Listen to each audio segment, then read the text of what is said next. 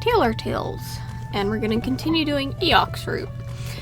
So, you know, I got our little model all in her peasant clothing. And question of the day, what trope do you hate the most? Like, it's something you just can't deal with.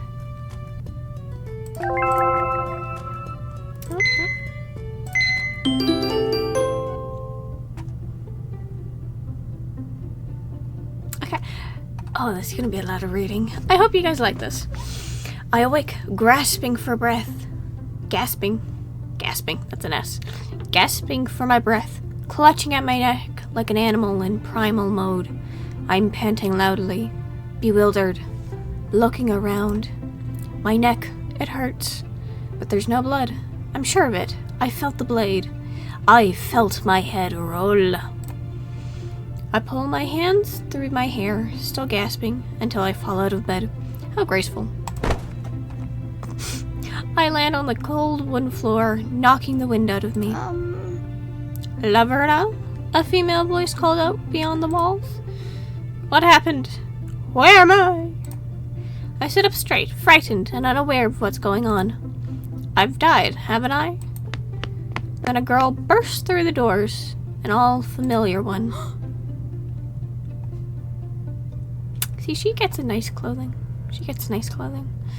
Laverna! Kim gasps as she sees me on the floor. What happened? My hands are still clutching my neck, worrying it's gonna fall off. I stutter. I've died. I died, didn't I? What are you talking about? You've fallen out of bed. The guillotine, I called out, my voice laced with panic. Oh no. How dumb is this girl? Why is this our MC? Huh? Guillotine. Goodness. That must have been one hell of a nightmare. Nightmare? I repeated. I refused to let go of my neck. That was not a nightmare. I'd most definitely died. Maybe that mysterious invitation you got yesterday rattled you. Yesterday? I've been in a cell for 2 days. Oh, goodness. Oh, no. Okay. I hate characters like this who just can't shut up and spill that they've been reincarnated. It just, It's the best way to go straight to the loony bin.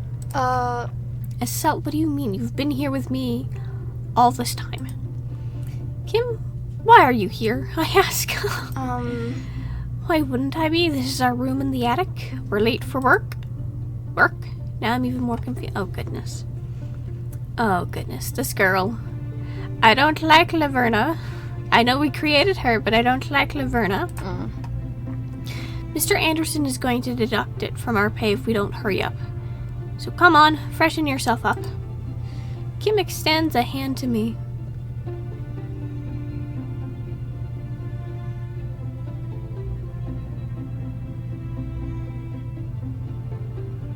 Huh, that's an interesting trope. It's actually a trope I don't actually know very well myself. There we go. Just realized it's not. There we go. I finally let go of my neck and tentatively reach out for her. I'm not dead? I asked her. She's pulled me up on my feet. Oh, goodness. Girl, it's been how many minutes? Yes, you're not dead. My feet, they're not full of blisters anymore. In fact, my fever is gone too. Oh, Laverna is slow on the uptake. You will be if you're late for work, she jokes. But what about the Duke? Oh, goodness. The Duke of Earring? Weren't you meeting up with him after work today? You didn't tell me more. Huh? Oh, wow, you're really out of it, Kim whistles. I guess I am. I need a moment to think, to gather my bearing. This is all too much for me. You've had like 4 minutes to gather your bearing. I think you're good. I wonder what the Duke wants from you, Kim says out loud. He wants me dead, and he succeeded. I gulp as I rub my neck, still feeling the sharp pain when the blade fell. That's not something I imagine. The pain is too real. It all feels too real. This can't be a nightmare. But why am I here, back in the attic? Kim and I rent out, along with a bunch of other girls who work at Anderson's. That was well over a year ago. Kim gets stressed as I stare blankly into space, wondering if I've become a ghost of some sort. I get ushered out of the attic by Kim, who doesn't want to be late for work. I mean, understandable, you're servant. Looks just like did the day before the wedding, except I'm not wearing a wedding dress anymore. Familiar faces greet me, using my name, Laverna. They don't address me as your grace or gatekeeper. Hello, NPC. Then the man I used to work for appears in front of me. That's okay. This is NPC and then some. My dude doesn't even get proper lining or shading, it's just a blob. Laverna, he sneers and points to a pile of white linen. Mr. Anderson, alive and well. But Kim clearly told me he got the Drake's curse and died because of it. I blink at him, still processing things in my mind. You're alive? I asked tentatively. Oh, girl. Fake it till you make it.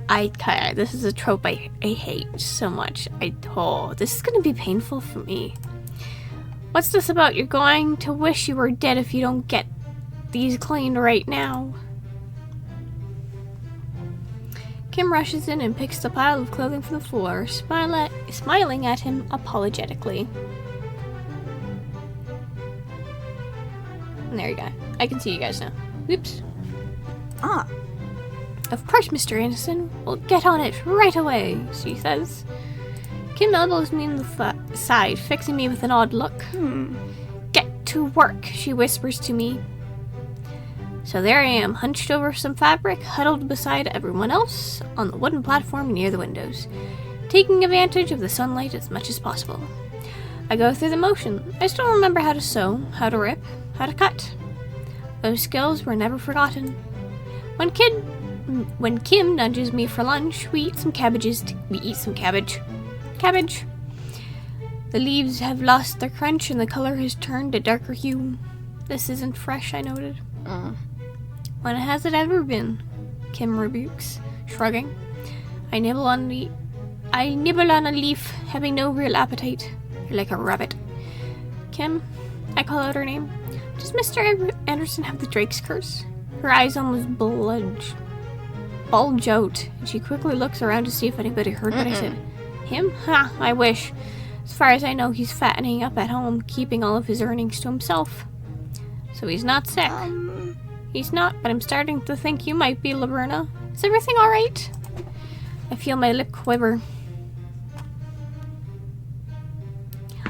You know what? We're gonna fake it till we make it. We're gonna do kind. And say, yes, everything is perfectly alright. Because Laverna did it. Oh boy. Yes, everything is alright, I lied through my teeth.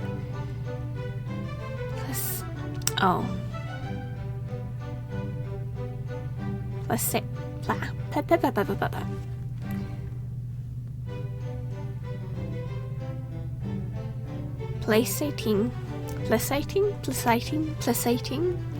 placating her. Good, you seem a bit out of it, she says, smiling with her eyes.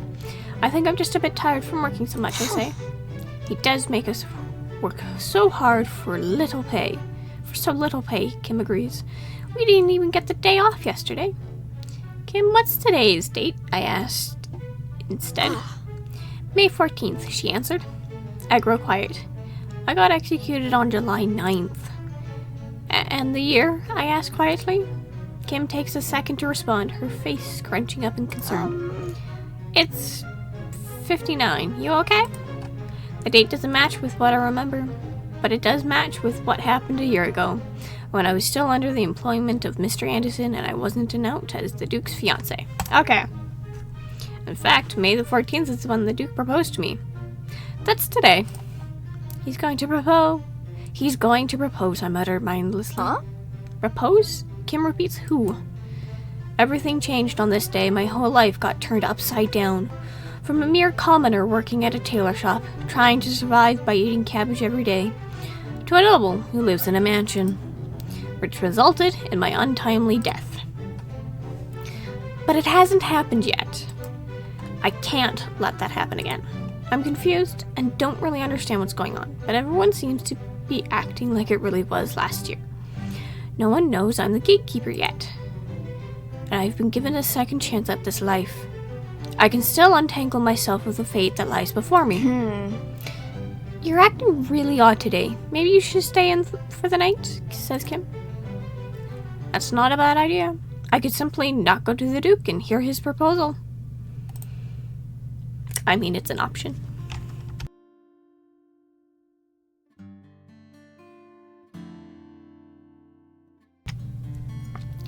Except, it's not that easy.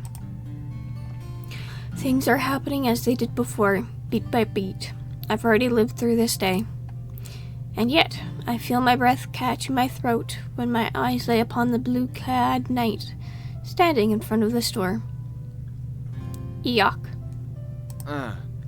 Lady Laverna, I'm here to pick you up, he says in a cool voice. He's alive. Yet the image of his death keeps flashing through my mind, the blood that pooled around his waist as he yelled out my name. I search his eyes for any recognition, but he's looking at me with complete indifference. His expression is cold, unreadable. I want to reach out and ask him, do you remember? Do you remember trying to get me out? Do you remember getting stabbed?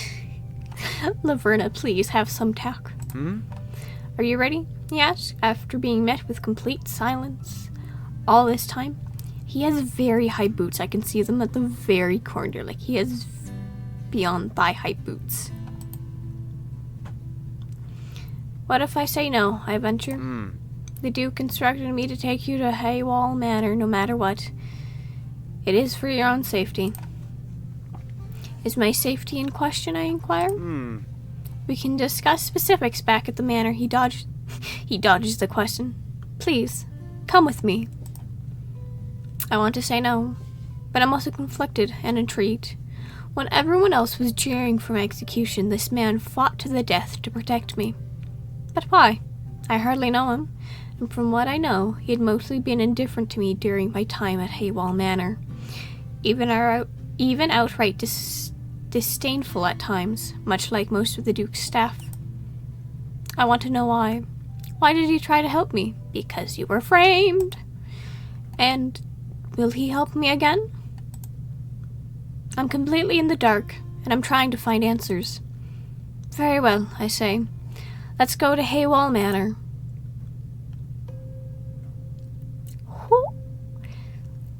Transition change. His study has always given me an uncomfortable sense of dread, like the hairs on the back of my neck prickle, and my legs can't stay still. The walls feel claustrophobic, and the air feels thick and dusty. Everything screams at me that I'm not welcomed here. It's his domain. When I see his short blonde hair, I nearly want to hurl. He wanted me dead. He got me arrested and killed. Lady Laverna. Oh goodness, how do I pronounce his name again? It's been a while since we've done this. Vartress greets me with an unfriendly tone. Have a seat. 4 people in the room. The Duke, the Knight, the financial advisor, and me. I silently take a seat in front of him, trying to keep my emotions in check. My fingers are betraying me, trembling ever so slightly. I grip them into a fist. If I really am reliving these days, then I need to see if I can change them. Can I change my fate? Have I gotten a second chance at life?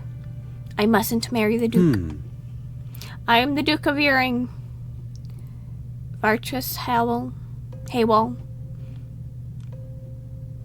He introduces himself. I know who you are, I chirp at him.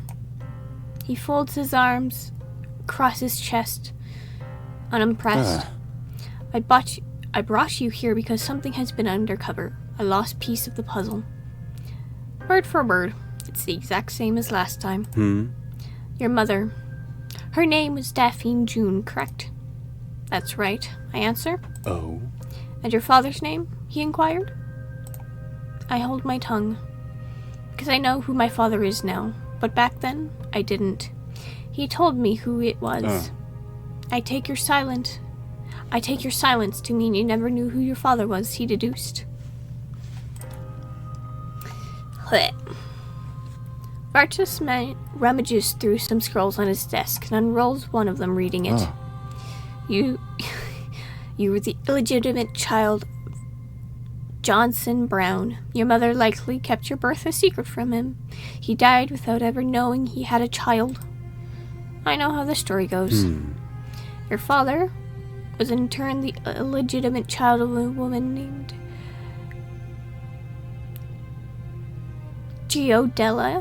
Deli Tulip, and whose mother's maiden name was Hex. That's what this is all about. It's what everything had ever been about. You see, you're a direct blood descendant of the House of Hex, formerly thought to have no living members. The gatekeepers, I say softly. You're familiar with them after all. That skips some explaining then. My dude, your greed is bleeding. He unfolds his arms and leans back into his chair. Laverna, you are a gatekeeper, the only one left in this world. I remember my reaction last time. I smiled politely and asked what that meant. But I already know everything. The gatekeeper, the bloodline that used to hold the gates to the other world. Whatever that may mean, until they were exterminated by an empire 100 years ago. How do you know? I asked this time around. Is there proof? My investigator managed to find some family trees that didn't include your father, but he was noted in some diaries instead. Likely they try to hide him from the Empire. Family tree is no proof, I say steadfastly. I'm a gatekeeper? Then prove it. A frown creases on his forehead. He's not pleased with my reaction. Other man. This is the financial advisor. He doesn't look too good. Miss Laverna, we conducted many extensive investigations, questioned many townfolk. There is no way we are wrong, says the other man in the room. It is only recently that we found out about your living accommodations to be able to contact you. This is my financial advisor, Mr. Burke, says Virtuous, nodding his head at the man. He's been very thorough in his investigation.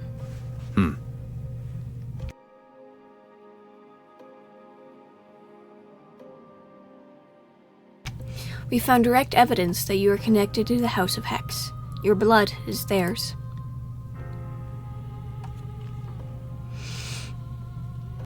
One or two. Funny, I bleed red the same as everybody else? Or how do you know my father is dead? I kinda wanna go fierce. Actually, what we're gonna do, we're gonna save. Nope. Save. There we go. That's the save button. Fierce or kind? One or two?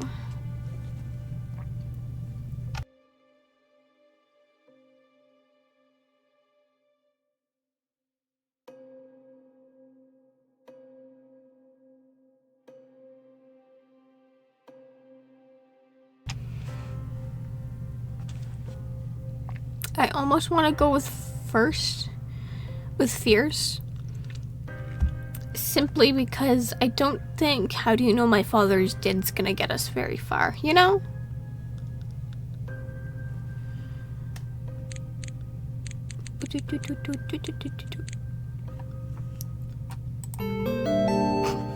Funny, I bleed red the same as everyone else, I quip. This is not a joking matter, Miss Laverna, Virtuous huff.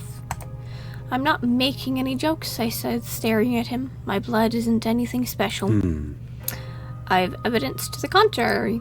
I'm completely ordinary commoner. There is nothing I can do that is extraordinary. Be that as it may, you could harbor no special forces whatsoever. But the Empire doesn't care. The Empire ordered the execution of all gatekeepers long ago. If I manage to find out your secret identity, then so has the Empire. Lies. They want me dead.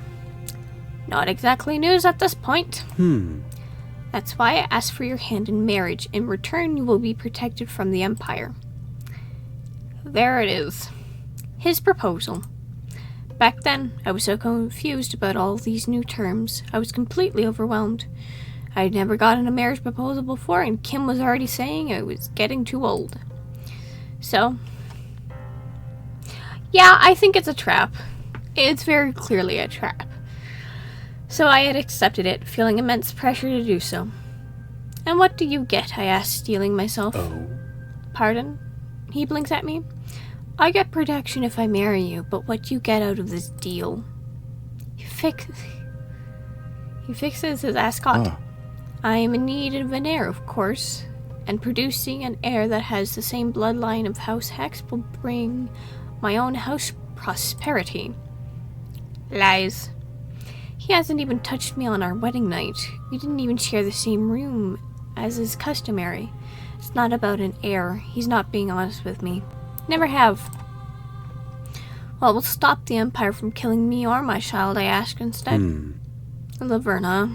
He starts with a gravelled voice. I'm the Duke of Airing, a very powerful man in the world of nobility. I stand on par with the kings and queens, he boasts. Touching my property is something even the Empire's wary about. It would inspire an act of rebellion among society. As long as you are mine, the Empire wouldn't dare to take you. Property. Yes, that word aptly describes how I felt that entire year I was engaged to the Duke. Okay, another one or two.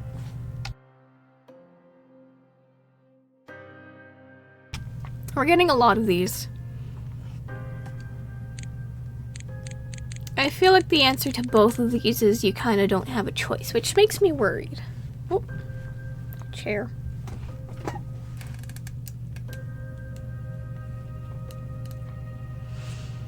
One or two, huh? Not gonna be your property, could get us in jail. What if I don't accept? Will get us the you don't have a choice card. Decisions.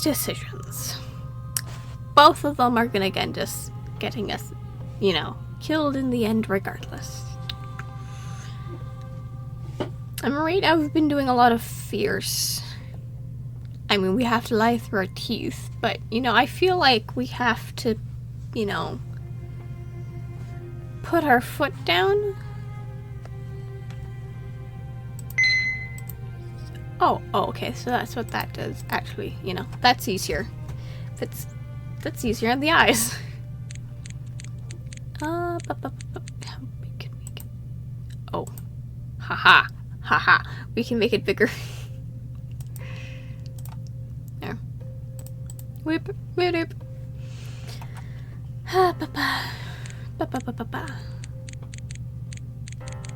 I don't like his face. He has a very punchable face. I feel like we just, made a bad decision. I'm not going to be your property, I say bitterly. I'm going to change it. I'm not going to marry him. I'm not going to die. I won't relive that hellish nightmare all over again. Miss Laverna, you don't have much of a choice. Yeah, figured. Virtuous says casually, You will either be mine, or fodder for the Empire. I don't think you understand the gravity of the situation you're in. No, I understand very well, I say. I am determined to change my fate. I'm not going to marry you, I answer him. The room goes quiet. Petulant child, the Empire will kill you. It would be such a shame to see your bloodline go to waste, he growls. You don't know that, I pointed out. I'm already dead if I marry him, so I'll take my chances. Sir Eeyok, I'm done here. Please take me home, I announce loudly. Eeyok, who's been standing in the corner all this time, suddenly looks up at hearing his name. He kind of sounds like he's a cat. I urge you to reconsider my offer. Give it a good night's rest to think about it, Virtuous tells me. I will, and I assure you my answer will remain the same, I reply. Virtuous sighs as he rubs his temple. Take her back, he instructs Eeyok. Yeah. Yes, Your Grace. Eeyok jumps ready for action. Eeyok escorts me out of the study. We walk down the familiar stairs in complete silence. Then Eeyok stops for a second, turning his head back to look at me. I didn't tell you my name, he states, like he's accusing me of something. No, I suppose he didn't introduce himself. I slipped up. Have we met before? I know no one has shown an inkling that we've known each other, but I still had the slight hope that Eeyok would remember me. That hope is completely squashed now. No, I heard it earlier, I lied, hoping he'll believe it. He doesn't reply, but continue to walk. Before heading outside, he turns to me completely this time. Why did you not accept the Duke's proposal, he suddenly asked me. Why does he care? It's the most logical thing to do. You will be safe and have a lavish lifestyle. I know what that life is like, and none of it made me happy. I feel tears welling up in my eyes. Was it all just a dream? Did I imagine my life with the Duke all this time? Or did I really go back to this moment? Eeyok, why did you try to save me? I want to know so desperately. But I bite my tears away. It's going to be different this time. Would you? I fire back at him instead, then push past him to open the door to the outside.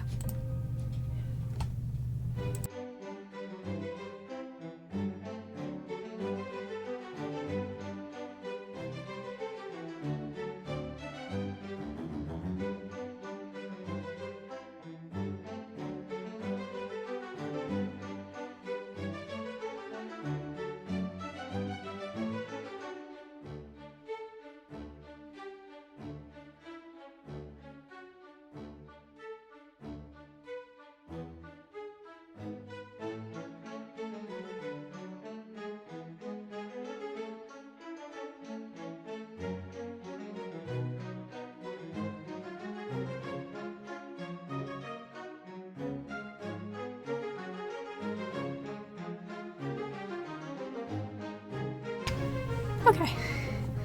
So sorry for the break. I needed to refill my water.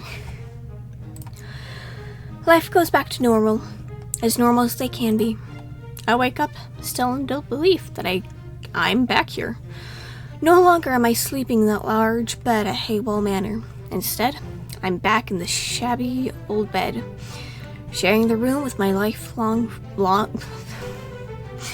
longtime friend Kim. Be nice if I could speak. Okay, I'm actually gonna hide you guys. Probably should have done that. And then we go out to the store, working long hours, hunched over some fabric. I try to convince myself I've escaped that hellish life I've had before. That perhaps it was all a dream after all. I may have been engaged to a duke and lived in a large mansion, but never having to think about whether or not I'll get to eat that day. But none of it made me happy. But I can't really seem to go back into the moment. I'm going through the familiar motions, but my mind isn't present. I can't help but think, who set me up? I know the Empire wanted me dead for being a gatekeeper, but as Virtuous said, they wouldn't dare to in fear of sparking a rebellion. Someone ambushed our carriage. They knew we were heading to Clockfield Hall. Eeyok knew. I can't recall what he said exactly, but he knew I was being set up. Exactly who is Eeyok? He's Virtuous' personal retainer, and remained in his care until he got fired for stealing a seal. After that, I didn't see him until the wedding day. Aww. Laverna, did you hear what I said? Kim said with a pout. Sorry, what? I shake my head, clearing my cloudy thoughts. Mr. Anderson wants this embroidery done by tomorrow. I sigh. That means staying late again. Right, of course, I answer. Kim and I get to work on a very elaborate embroidery meant for a high-class nobleman. I step out into the cool air of the night, stretching my arms. Ugh. My back is so stiff, Kim complains. Everyone already left besides us. I miss this, you know, I say. Huh? Missed it, Kim repeats, confused. You like working late nights? There's something nostalgic about it, I say, smiling to myself. An uncomplicated life. That's all I could ever ask for. Well, Laverna, if you like it so much, you can do my work for the next time. Work for me next time. Oops. She says, giggling. I find myself grinning at her, something I haven't done in a long time. But then suddenly, 2 dark shadows approach us at high speed. I don't have time to react. They knock Kim out of the way and grab my arms, pulling me away from him. Her. Kim, I yell before my mouth is covered. Hey, let her go, Kim says, swinging her bag at one of the men. Except he easily pushes her against the wall and she collapses. Ooh, look at that, we've been kidnapped. I struggle to release myself. The men hold my arms as they drag me into a quiet and dark alley behind the building. There's a hand coming in my mouth and I try to bite it, but he's wearing gloves, so it doesn't do any damage. I'm frantically looking around, scared to death. Finally, they stop dragging me and throw me onto the stone-cold ground, scraping up my knees. I look at them with big eyes, wondering who they are. What do you want? I ask. My voice feels like it's stuck in my throat. At least she's not looking at them with her big orbs. Orbs. One of the hooded men draws his blade in front of me. Existential dread flows into my vein. Am I really going to die again? Here? So soon? What did I do to deserve this? The man raises his blade as he approaches me. I can't slip past him. The alley is too narrow and there's 2 of them. But then, a miracle happens, and the other man groans as he falls to the ground. Someone else is here. Oh, that was loud. My attacker swiftly turns around to swing his sword, and it clashes against another sword. I see a shimmer of red hair in the moonlight, and my heart jumps. It's Eeyok. Eeyok kicks the man in his stomach, and he stumbles backward, caught off guard. Before he has time to retaliate, Eeyok slashes his sword right across his abdomen. I turn my head away from the sight, smelling blood in the air. Then he's in front of me, grabbing my arm and helping me up to my feet. We have to go now, he urges me. He pulls me away from the 2 men who are both lying on the ground, groaning. Soon to be dead, most likely. What's happening? I ask. The Empire has found your location, he explains. But Kim, I have to check on Kim, I say, pulling away from him and towards town square. Blah, blah, blah, blah, blah. Begrudgingly, Eeyok follows me as I run back to Kim. She better not be dead. Thankfully, we find her unharmed. That's good. Laverna, she yells and throws her arms around me. Those men, what in the world happened? I hug her back before releasing her. Are you okay? I ask her. Just some sores in my arms as I fell, but otherwise fine. What about you? Lady Laverna, it's not safe here anymore, Eeyok cuts in. Who is this? Kim asks. Why are you here? I ask Eeyok. The Duke requests I see to your safety in case of any attacks. You were following me, I accuse him. He doesn't deny it. The Empire knows, he says. Your location has been compromised. There's going to be more attacks like these on your life from now on. More? What does he mean? Kim asks, quite frazzled. The Duke's offer still stands. I highly suggest you accept it if you want to live. My lips quiver. 3 days ago, I was executed. Today, I almost die again. Am I not allowed to live a simple life? Am I really forced to accept his proposal after all? They're gonna keep coming, I ask quietly, looking down at the ground. That is correct. I wipe away the tears that are starting to well up in the corner of my eyes. I sniffed silently and turned to face Kim. Kim, I need to go, I tell her. Huh? What? Go where? I can't stay here anymore. But why not? What's happening? Poor Kim. She's so confused. I look at Eeyok, feeling so defeated. Will they harm her, I ask. Not if you're under the Duke's protection, he responds. And if I don't accept, you'll likely both die. That's clear enough. I don't have a choice. The Empire's gonna come after me and kill me. They know about my lineage now. Poor Kim is just collateral damage. Who wants to think that the Duke gave the Empire, a little, hey, guess what? Our gatekeeper's alive.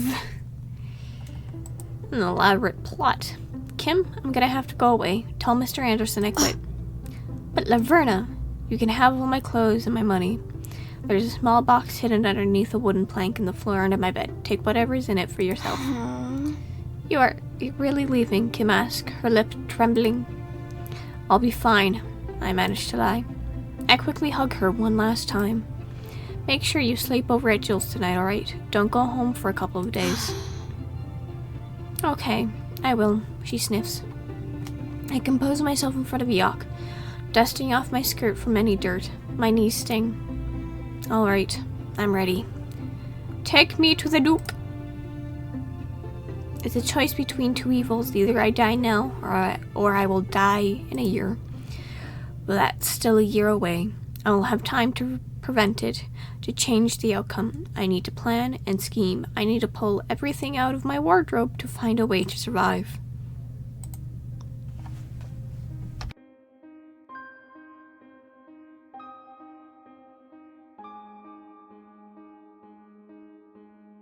I'm ushered inside by Eeyok. Back to that place that doesn't want me here. It's cold, it's too dark, and I'm still coming down. Isn't it supposed to be calming down from that attack earlier this evening. Coming down. Am I shaking? I hope I can put up a good poker face. He's there, behind his desk. Virtuous looks surprised to see me, but quickly covers it with a smirk. That smug look makes me sick to my stomach. Yeah. Your Grace, says Eeyok, announcing our arrival. Lady Laverna is here. So, you've come around after all, he drawls out. I approach his desk, sucking in a breath.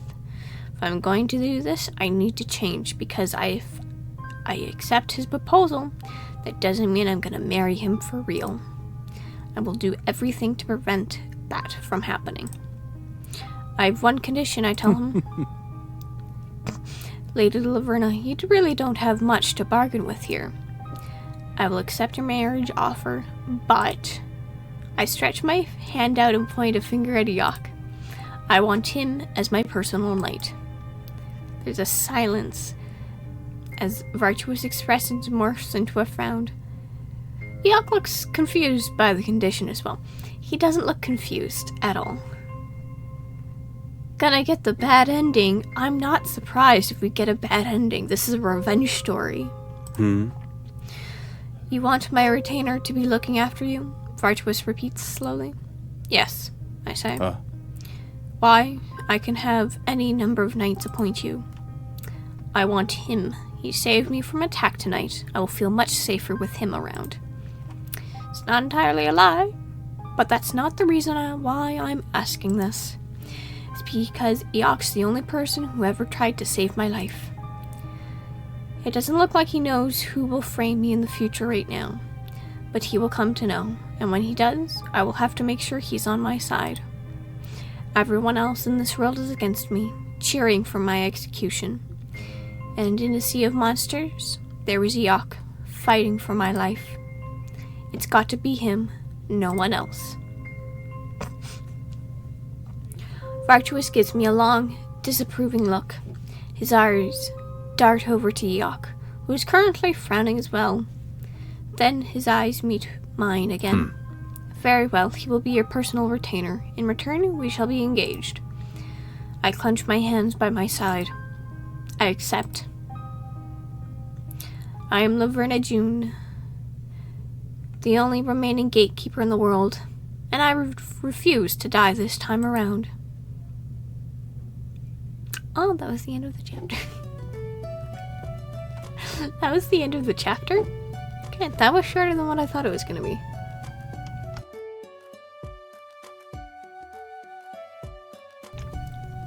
See, as you can see, we have our peasant clothing on. Oh boy.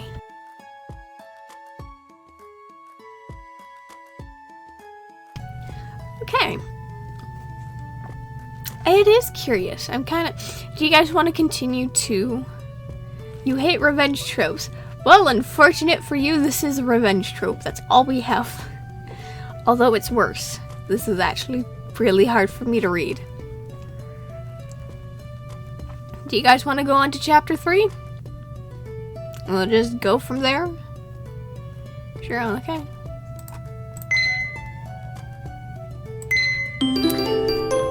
Luckily, I have enough coins for this. Oh boy. This is gonna be fun. I'm getting another glass of water. This is a nice room, I will say that. The sun rays blind my eyes as the curtains get thrown open. How long have I been asleep? I've been fretting all night. But I guess I must have dozed off after all. Oh! Lady Laverna, it is time to get up, says Mandy. Mandy, who was my personal handmaiden for the entirety of my stay here at Haywell Manor, she will become my handmaiden once more. I slide the duvet off my body and slip out of the large bed. I rack my brain trying to remember all the events that are going to happen in the next year. First, the Duke will announce our engagement.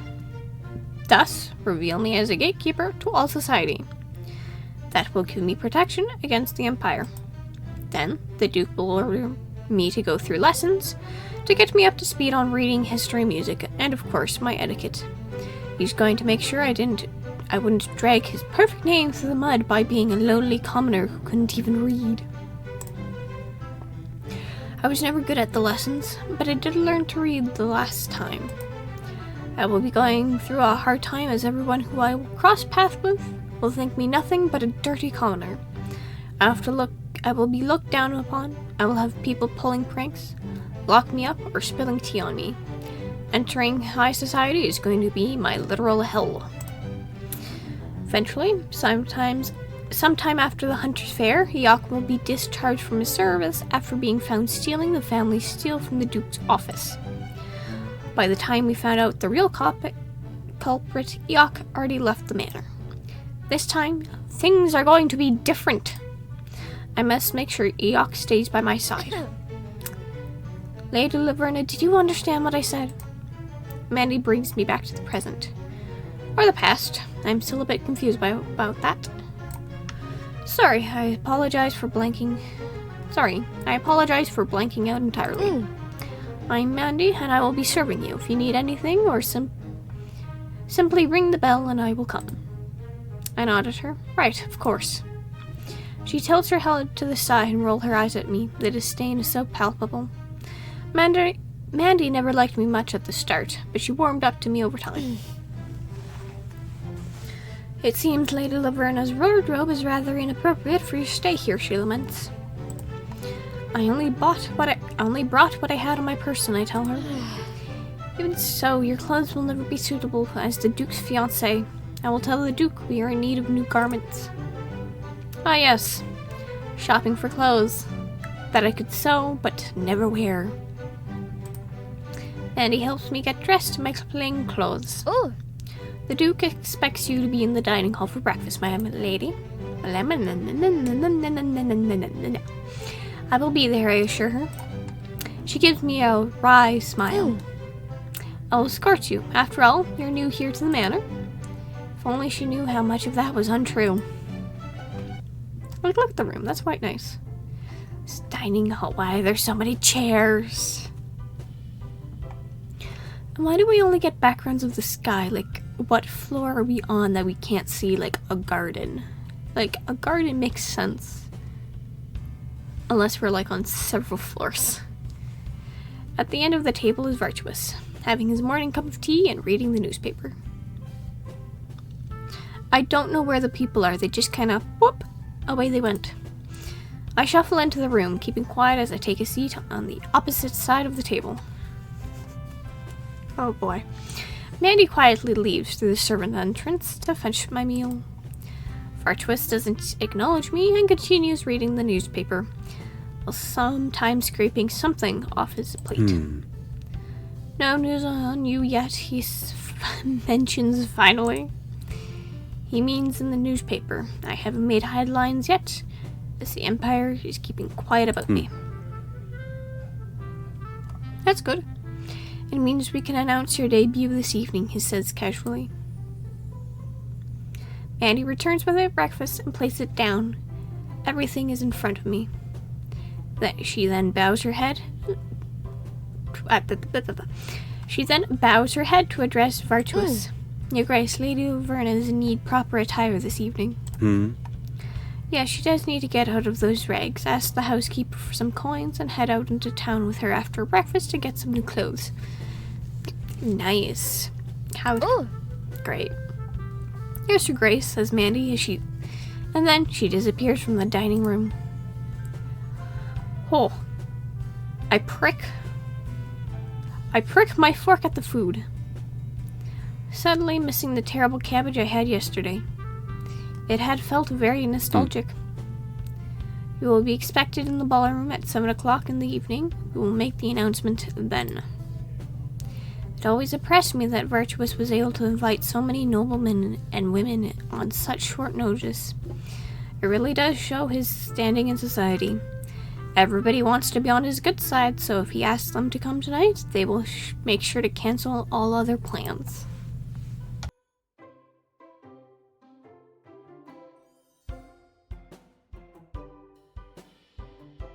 Virtuous finally placed the newspaper down on the table to look at me. He won't say a word. Wouldn't dare to, I say, putting on a fake smile. The less you say, the better. You were there for show. That's all there is to it. Yes, a prop for you. I know all too well. You will be getting several tutors afterwards to make sure you don't ruin my name. After all, you're a mere commoner. You'll have to learn etiquette, history, and learn how to read. 1 or 2. I know how to read, or I'll try my best at the lessons.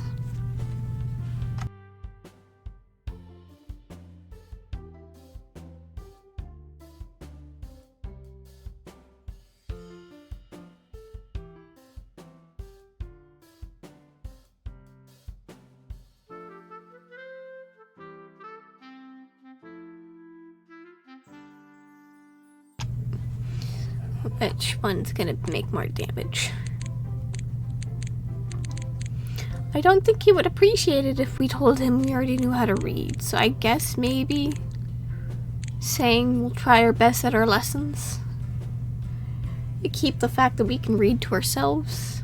That might be that's a better strategy now that I think about it. I'll try my best at the lessons, I say meekly.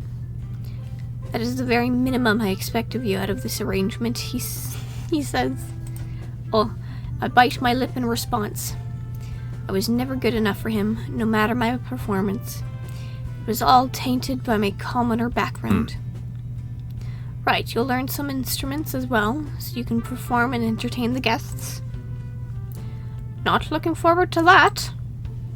Then the conversation dulled down, and he's quiet once more.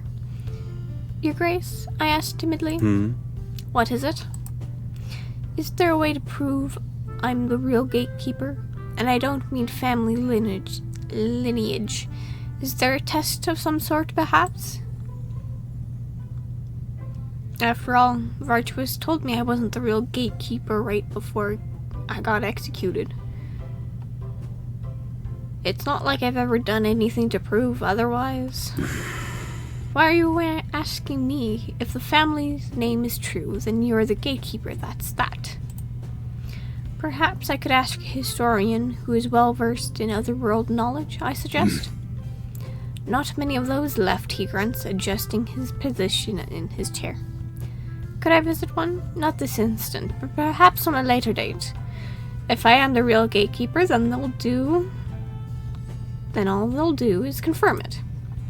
He stays quiet for a while, eating the rest of his meal in silence. Then he swallows a piece of meat and gets up from his chair. We'll discuss it some other time. Now we have to prepare for tonight, and I have to write my speech. He adjusts his ascot with another grunt. He's starting to sound like an ape. Take one of the servants to go shopping. My retainer too, right? I ask, my eyes perking up. He flicks his hand at me, not caring about the conversation anymore. Rude. We're gonna quickly save. Hee hee.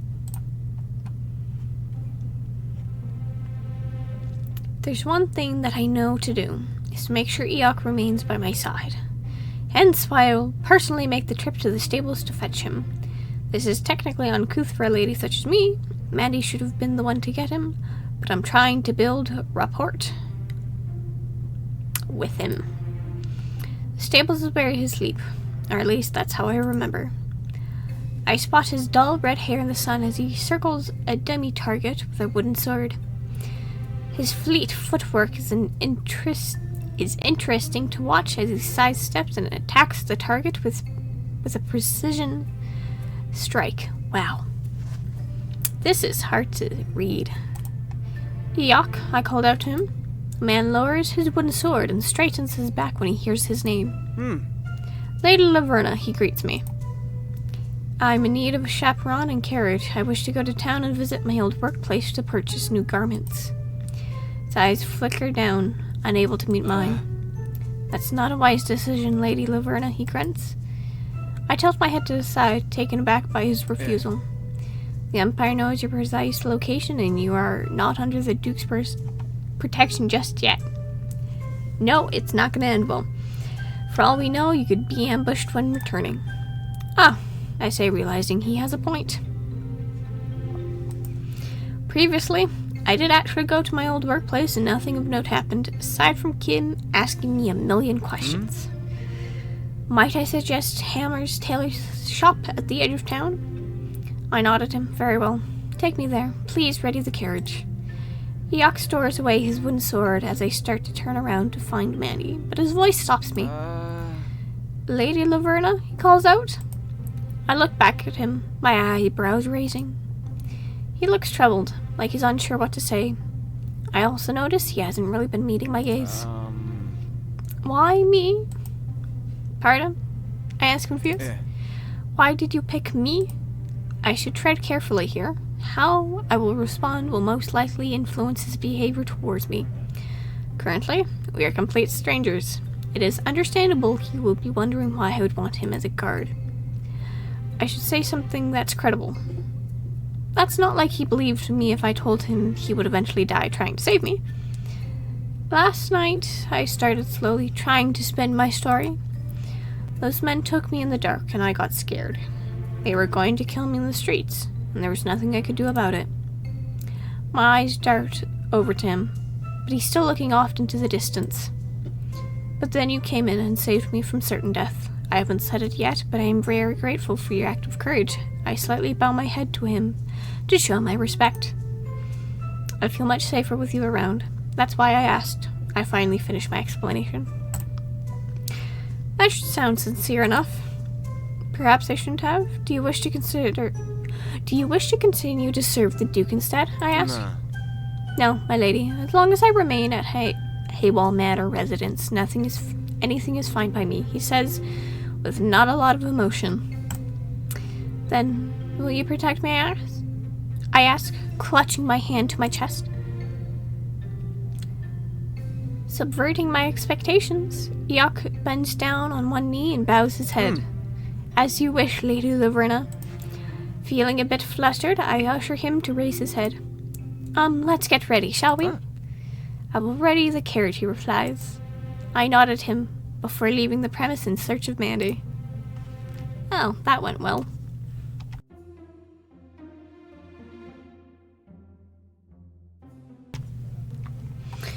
That Eeyok. He's a bit of an enigma. I can't get a read on him. He looked so disinterested in me, and yet somehow I expect to believe he'd die for me. What happened during the time he left the manor? I can't have him leave this time around, not if I want to prevent the exact same scenario that'll lead to my death. Which means I'll have to make sure I change his mind about me, to have him want to protect me for real. I'm going to have to win him over somehow. This seems like a very manipulative. This is very manipulative. We want him for an end game, not for a real purpose. I'm wondering how, the sparks are gonna fly. But first, I need to find Mandy. How are the sparks gonna fly? With such a manipulative tactic. The carriage halts. We're here. Oh. Seems we're here, my lady, Mandy remarks, looking out the window. The door is opened, and Mandy gets out first, and I follow suit. Eeyok is standing at the door, holding out his hand. However, when I take it to steady myself, something startling happens. During a small window of time, I notice a glimpse of disgust on Eeyok's face as he pulls his hand back in retaliation, causing me to lose my balance, and I slip off the steps, falling onto the ground. My hands and knees slam first into the cobblestone. I wince in response. My knees were already scratched up since last night. This isn't helping. Eeyok stands there, stunned for words. Even Mandy doesn't rush to help to get me up. But I didn't mistake his expression. It's the same as it was the same as it was the first time it happened. Disgust. I nearly forgotten it since it was so long ago. Apologies, my lady, he says profusely, shaking his head. That's nice. We're trying to win over a guy who, immediately drops us on the ground. I get up with the help of Mandy, and she dusts off my clothing. Leave it, I'm getting new ones anyway, I say, dismissing her. I divert my attention to Eeyok, who's looking down at the palm of his hand he used to hold mine. Eeyok's reaction to holding my hand is baffling for sure, but it really does mean one thing. He doesn't harbor any affection towards me. Girl, you just met. Of course he's not gonna hold any affection for you. Plus, you were coming on quite strong, earlier. I am a stranger to him, or perhaps even worse than that. It doesn't come too much of a shock. He and everyone else dislikes me. But his reaction to physical contact still rattles me. Am I really that repulsive? Or, get this, Laverna, he might have a fear of women and doesn't like being touched by women. Consider that. What in the world happened to make him want to sacrifice his life for me? Shall we be kind? Is kindness the way to go? Or do we, reprimand him?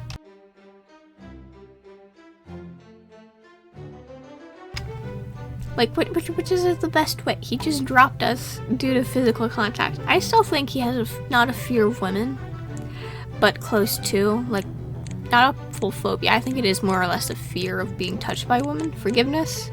Forgiveness it is. I stare at him for a second, carefully choosing my words. It's alright, it was simply a mistake, no? I tell him, raising my eyebrows slightly. Eeyok clears his throat, looking away. Of course, my lady, a mistake. One that will not happen again. That's good to hear. I don't think my knees can take any more of this. That seems to bring a flash of culpability to his face as he glances at my skirt. Oh, My lady, let's go inside. We mustn't dawdle, says Mandy, impatient to get this going. I wince slightly as I take a step towards the tailor. I should take a nice bath after all this is over, to soak my knees in hot water. When Mandy opens the door for me, Eeyok posts himself right outside the entrance. I give him an odd look before entering. Are you staying outside? Yeah. Yes, my lady, he answers. That won't do. What if anything happens inside, I question. He pauses for a second. Yell loudly. Maddie snorts behind me but quickly covers it up with a cough. Why not come inside? It's probably gonna take a while. Awkwardly, he looks away. I'm not suited for such ventures. My place is here. But we need someone to carry the clothes, Mandy whines. Yay, Mandy. What a nice wing woman. I feel more comfortable if you were close by, I say. Eeyok bites down his lip, but he eventually sighs in submission. Very well, I shall accompany you inside. I feel bad for the dude, I really do. Eeyok's not he's getting the short end of the stick. Satisfied, Eeyok will be with me. I finally enter the tailor.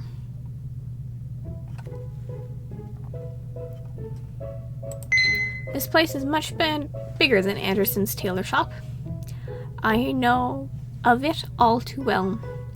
It was our rival, after all. They treat the highest of nobility in society, going for house visits and the like. Hello, NPC. I love the NPCs. A man walks up to greet us. Good morning, lady, he says, bowing slightly. Haughty tailor man, that's oh. Then he takes one look at me and completely disregards my presence, directing his attention to Mandy, even though she's my handmaiden. She's dressed better than I am at the moment. How may I be of service? Is the lady of the house looking for something extravagant to wear for the Duke's ball this evening? Oh. My lady requires an evening gown as well as a regular promid wear, answers Mandy. His eyes finally land on me, and he visually recoils at the sight, keeping his hands close to his body. Perhaps we can recommend you pay a visit to Anderson's tailor shop instead. They might have something in your price range. I think someone's gonna start throwing hands. It stings. Even after all this time, it still stings. Mandy, I start, tilting my head towards her. Please remind the gentlemen whose house you serve. Yes, my lady, she obediently bows her head. I serve the Duke of Earring, and our lady is in need of new garments. Your finest garments, I stress. The Duke, he repeats, seemingly not believing a word we say. But then he takes one look at Eeyok, Vartuous's previous personal retainer, and he knows. Right away, my lady, this way, please. We can show you all the latest fashion across Europe. He wildly gestures for us to follow him. I exhale the breath I had been holding in this entire time and roll my shoulders.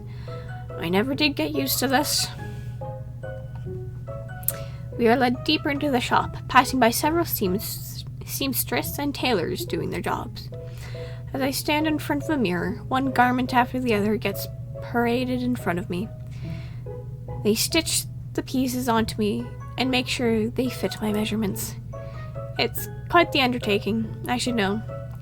It takes time to alter the dresses to fit my body. Never had I imagined I could own several dresses before I met the Duke. Now I'm already looking at 4. 4! However, the glamour of it all has lost its sparkle.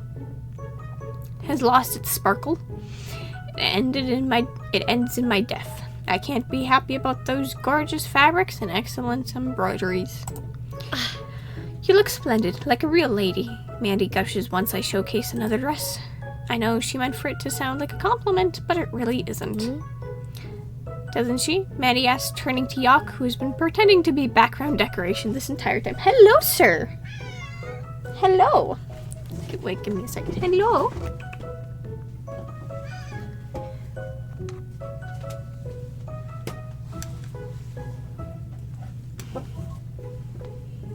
Hello, I have my cat. Hello, sir. Please don't go across the keyboard. Huh? Excuse me, he says, looking up, feeling... Ah! Are you okay? Are you okay, sir? Okay, that was... He came in, yelled, fell, and then left. Goodbye, sir. Okay, where was I? Excuse me, he says, looking up, feeling unnerved that someone spoke to him. She looks beautiful now, right? A dress surely makes the person. Eeyok finally meets my gaze. Fidgeting with the hilt of his sword. Yes, a lady. Oh, thank you for the stiff compliment. Let's not pester the poor guy for compliments. Sir Eeyok needs to focus on my protection, I say. Any gentleman should be paying a compliment to a lady, Mandy mumbles, but I guess you're not one just yet. I press my mouth into a thin line. Mandy never did like me at the start, thinking herself of higher status than me. She eventually did come around and was rather civil towards the end. But right now, I'll have to listen to her slight jabs at my background. That's not what I think, Eeyok says, slightly flustered. He meekly bows his head. My lady looks lovely. For the first time in forever, I can feel the heat rise to my cheeks. I quickly turn my face away from everyone, but it's hard to hide when there's a tall mirror showcasing my rosy face. I've had enough, I announce, slightly shaken. We have enough to last for some time now. Let us handle the payment. The seamstress nods in acknowledgement and starts to remove the clothing pieces from me. They wrap up 4 complete dresses into boxes, including my evening gown for tonight. Eeyok carries them to our carriage, and we return home. It's been a long day of standing around, and my knees could really use some rest. However, it'll have to wait until after the ball is over. Right now, I have Mandy and a couple of other maids tend to me to look more presentable this evening. There has to be more commas. There needs to be more commas. They brush my hair, they put my makeup on, and they dress me in a gown. Ooh. There, absolutely perfect if I do say so myself, says Mandy, admiring her own work. I feel like a doll that's been dressed up. Fit to be the Duke's fiancé. No matter how much I look the part, people aren't going to agree with that sentiment. But they can't openly complain about it after all. They want to be on Virtuous's good side. Instead, I get nasty comments and gossip.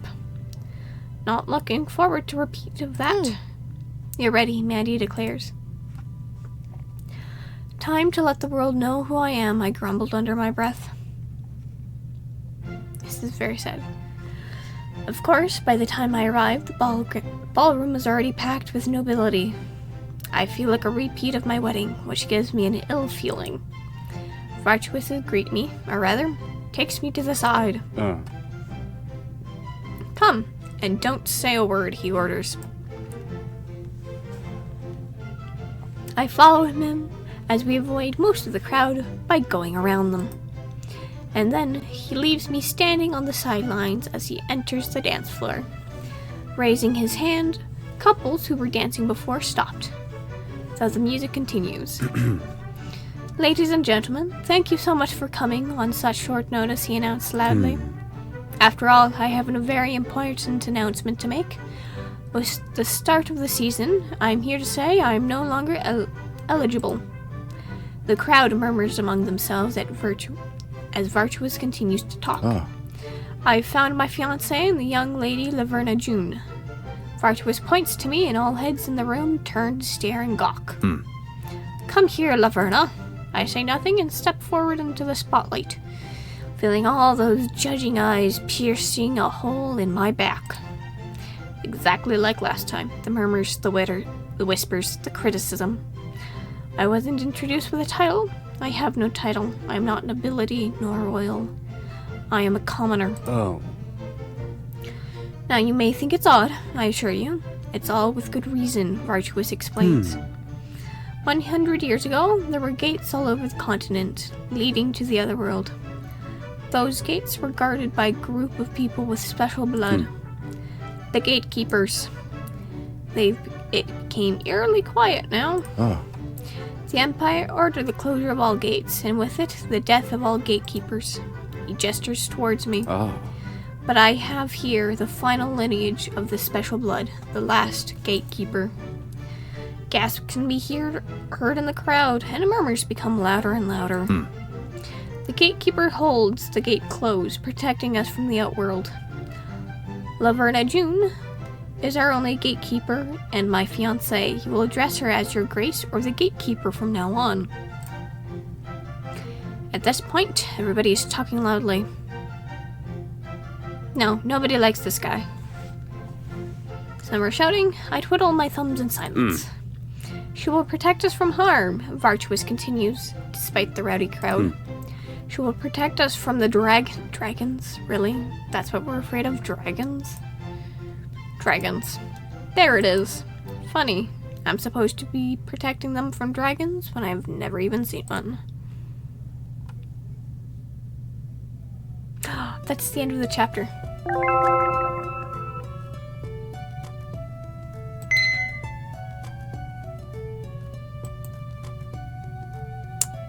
Story-specific clients, which require you to buy items you do not own. Huh. I'm sorry, others grant you an outfit you must wear to unlock the next chapter.